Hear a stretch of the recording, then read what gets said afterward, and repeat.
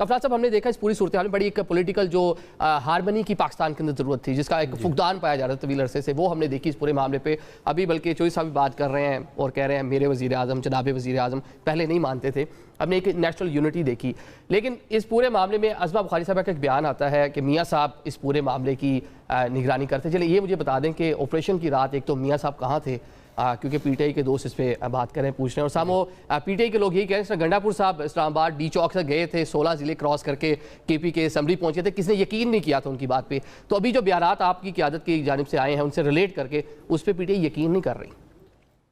लेकिन कोई किसी बात पे यकीन करता है नहीं करता उसका तो मैं ज़्यादा कुछ नहीं कर सकता। लेकिन मियाँ नवाज शरीफ साहब जो हैं वो तकरीबन आप समझ लें 3 या 4 मई से जो है वो इस्लामाबाद में प्राइम मिनिस्टर हाउस में ही थे। अच्छा, तो ये सारा कुछ जो है उनके सामने हो रहा था और वो ज़ाहिर एक क्रिटिकल सिचुएशन थी मुल्क के लिए।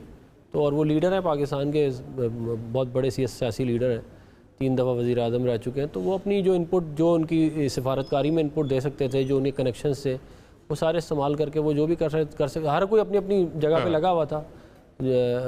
हमारी अफवाज अपनी जगह पे लगी हुई थी, सिफारती अपने लगे हुए थे, हर कोई अपनी जंग लड़ रहा था, मीडिया पे लगा था, जंग चल रही थी।